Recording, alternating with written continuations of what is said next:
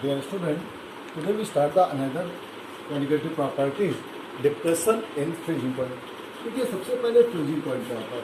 Freezing point का मतलब होता है वो टेम्परेचर जिस पर vapour pressure of liquid and vapour pressure of solid आपस में इक्वल होता है, यानी the temperature at which vapour pressure of liquid just equal to vapor pressure of solid. The temperature at which vapor pressure of solid just equal to vapor pressure of liquid. जैसे ही हमने कोई non volatile substance मिलाया वैसे ही vapour pressure decrease हुआ। अगर vapour pressure decrease हुआ तो इसका मतलब क्या है कि जो भी चीज सॉल्यूट था वो उसके पहले के कंपेरिजन में कम टेम्परेचर पे ही क्या होने लगेगा, वो फ्रीज होना स्टार्ट हो जाएगा। तो देखिए पिछली क्लास में हमने आपको आइडिया दिया था कि इसके फार्मूलों के न्यूमेरिकल बहुत इंपॉर्टेंट होते हैं और सारे फार्मूलों में बिल्कुल एलिवेशन इन बॉइलिंग पॉइंट के तरीके करना है, क्योंकि छोटे से वीडियो में आपको काफ़ी ज़्यादा काम करना है।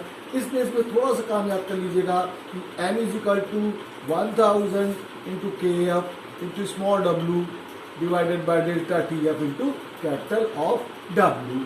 तो देखिए ध्यान दीजिएगा कि यहाँ पर m क्या है, मॉलिक्यूलर वेट ऑफ सॉल्यूट है, और मैंने जैसे पिछली क्लास में बताया था कि Kb क्या था, मोलर एलिवेशन कांस्टेंट, ऐसे ही यहाँ पर क्या है, मोलर डिप्रेशन कांस्टेंट है, small w weight of solute है, capital W weight of solvent है, डेल्टा टी भी क्या है, डिप्रेशन इन फ्रीजिंग पॉइंट। देखिए सामने एक ग्राफ बनाया हुआ है, इसमें आपको दिखाई दे रहा होगा कि वेपर प्रेशर वर्सेस टेम्परेचर। जैसे ही नॉन वोलेटाइल सॉल्यूट मिलाया वैसे ही क्या हुआ कि वेपर प्रेशर डिक्रीज हुआ और सोल्यूशन थोड़ा सा कम टेम्परेचर पे ही फ्रीज होना स्टार्ट हो गया। ग्राफ थोड़ा सा नीचे की तरफ ध्यान दीजिएगा आ रहा है इन कंपेरिजन टू सॉल्वेंट। बस इसमें और कुछ नहीं, इसमें एक छोटे से फार्मूले हैं, डेल्टा टी भी जैसे बताया था ऐसे delta T F is equal to M I K F, जहाँ पर आई बताया था वांट ऑफ फैक्टर होता है, जो एबनॉर्मल कॉलिगेटिव प्रॉपर्टी बताऊंगा आगे क्या होता है, divided by normal colligative property होता है। ठीक है, कुछ फार्मूले और भी छोटे छोटे बने, ध्यान दीजिएगा। यहाँ पर डेल्टा के एफ मोलर डिप्रेशन कांस्टेंट है, अगर मोलर होता तो 100 हो जाता। और एक कुछ फार्मूले और याद रखिएगा कि के बी और के एफ में R T B square divided by 1000 into L B, यानी क्या है, टी बी क्या है, बॉइलिंग पॉइंट, एल बी क्या है, हीट, एल बी है लेटेंट हीट ऑफ वेपराइजेशन, ऐसे के एफ होता है R T F square divided by 1000 into L F, जहाँ पर एल एफ क्या होता है, latent heat of fusion, R होता है गैस कांस्टेंट जो कि हमने P V equal to N R T में पढ़ रखा होगा।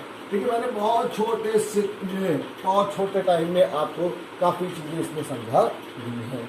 ठीक है, और इसी तरीके के सारे न्यूमेरिकल इसमें बनते रहेंगे। कभी आपसे क्या हो जाएगा, खासतौर से जब आप आईआईटी मेडिकल की तैयारी करेंगे तो उसमें वांट ऑफ फैक्टर की स्टूडेंट बहुत ज़्यादा गलतियाँ करते हैं, और वांट ऑफ फैक्टर केवल इस्तेमाल वहाँ होता है जहाँ पर इलेक्ट्रोलाइट्स होते हैं, जहाँ पर नॉन इलेक्ट्रोलाइट्स होते हैं वहाँ पर वांट ऑफ फैक्टर का कोई काम नहीं होता है, यानी वहाँ पर वांट ऑफ फैक्टर 1 ले लिया जाता है। इसके बाद नेक्स्ट कॉलिगेटिव प्रॉपर्टी जो बनेगी वो बनेगी ऑस्मोटिक प्रेशर। देखिए ऑस्मोटिक प्रेशर में बहुत ज़्यादा समझने वाली चीज़ नहीं है, लेकिन फिर भी मैं थोड़ा सा आपको आइडिया दे देता हूँ।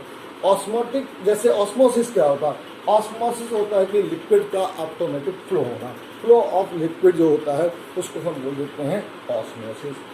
अगर कोई ऑस्मोटिक प्रेशर की बात करें कि अगर एक्सटर्नल प्रेशर हम किसी भी वो प्रेशर जो हायर कंसंट्रेशन को लोअर कंसंट्रेशन की तरफ जाने से रोके, उसको हम प्रेशर को बोलते हैं ऑस्मोटिक प्रेशर।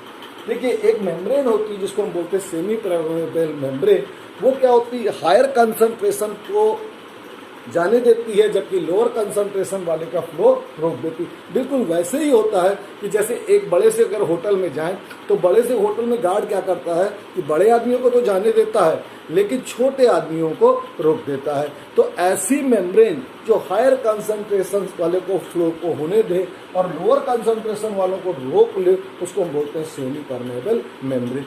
इसी फ्लो ऑफ लिक्विड को रोकने के लिए जो एक्सटर्नल प्रेशर लगाया जाता है उसको हम बोलते हैं ऑस्मोटिक प्रेशर।